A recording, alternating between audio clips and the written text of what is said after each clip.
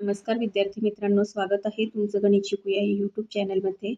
विद्यार्थी मित्रांनो, आपण इयत्ता 7वी गणित यामधील प्रकरण 8वे बैजिक राशी व त्यावरील क्रिया यांचा अभ्यास करत आहोत. त्यामध्ये आपण एकचल समीकरणे या घटकासंदर्भात आज माहिती करून घेणार आहोत. चला तर मग आजच्या व्हिडिओला सुरुवात करूयात. आता एकचल समीकरण म्हणजे बघा, आता खालील समीकरणे सोडवा. x + 7 = 4. दुसरं उदाहरण आहे 4p बरोबर 12, m - 5 बरोबर 4 आणि t/3 बरोबर 6. मग आता इथे आपल्याला x + 7 बरोबर 4 याचा अर्थ काय होईल, तर xची किंमत आपल्याला इथे माहीत नाही आहे. मग ती xची किंमत आपल्याला जर माहीत असेल तर आपण हे उदाहरण सोडवू शकतो. मग एक चल म्हणजे हे जे चल आहे त्याची किंमत आपल्याला आधी बघावी लागणार आहे आणि मग त्यानुसार हे उदाहरण सोडवावं लागणार आहे. तर मग आता हे उदाहरण कसं सोडवायचं बघा. तर x + 7 बरोबर 4 म्हणजे x बरोबर आपण काय करणार आहोत, x बरोबर 7 - 4 म्हणून x 7तून 4 गेल्यावर खाली उरतात 3 म्हणून x बरोबर 3 म्हणजे या xची किंमत किती आली, इथे 3 आली. आता हे जे इथे +7 आहेत ते इकडे उजव्या बाजूला गेल्यावरती त्यांचे चिन्ह बदलतं, पण आपण काय केलेलं आहे, -7 + 4 मधनं म्हणजे 4मधनं 7 जाऊ शकत नाही म्हणून आपण हे इथे चिन्ह बदल केलेली आहे. +7 आणि इथे पुढे -4 घेतलेत म्हणून हे असं याप्रमाणे. त्याचप्रमाणे इथे आता हे जे p आहे, p इथे हे 4 ह्या pला गुणिले आहेत.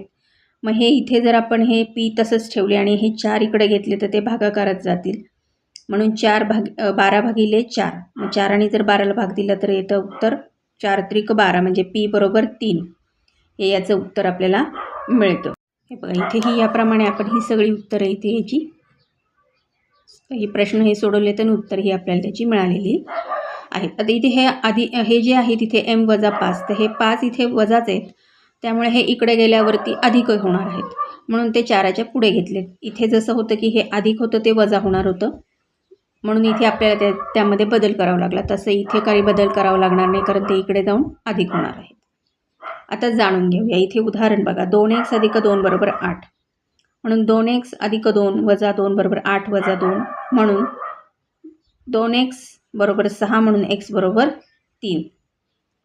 त्याप्रमाणे उदाहरण 3x - 5 = x - 17 म्हणून 3x - 5 + 5 - x बरोबर x - 17 + 5 - x म्हणून 2x = -12 म्हणून x = -6.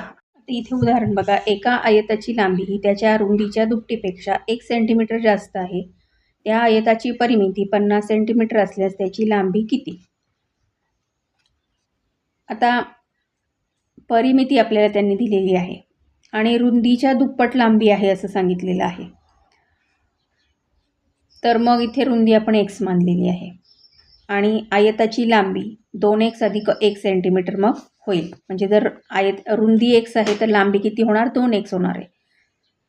मग इथे 2 × लांबी + 2 × रुंदी बरोबर आयताची परिमिती म्हणून 2 हे बाहेर काढले कंसाच्या हे 2 आणि इथे आपण लांबी किती घेतली, जी घेतलेली आहे 2x + 1 + 2x बरोबर 50. मग आता हे 2 × ह्या दोन्ही ह्या कंसाला गुणल्यावरती 4x + 2 + 2 असे ही डाव्या बाजूला समीकरण तयार होतं बरोबर 50. मग इथे 4x + 2x किती होतात, 6x आणि हे 2 तसेच बरोबर 50 म्हणून 6x = 50 - 2 म्हणून 6x = 48 म्हणून x = 8.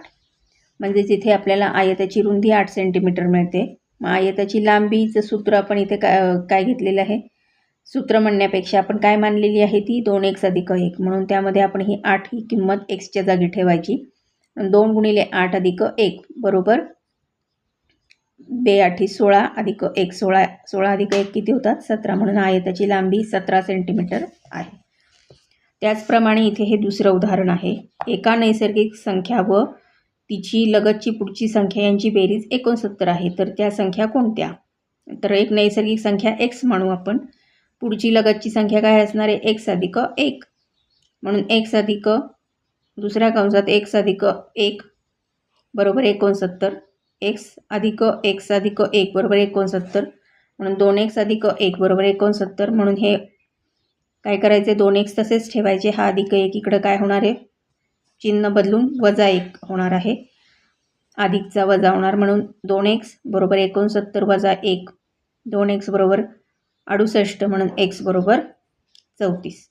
म्हणून नैसर्गिक संख्या 34. पुढची लगतची जी संख्या आहे नैसर्गिक संख्या ती 34 अधिक 1 किती होतात, 35.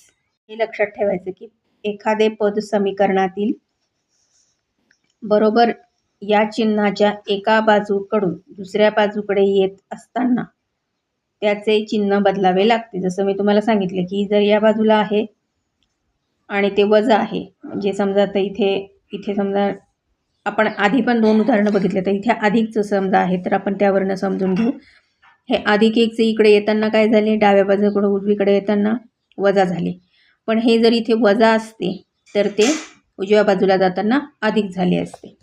हे तुम्हाला लक्षात ठेवायचं आहे.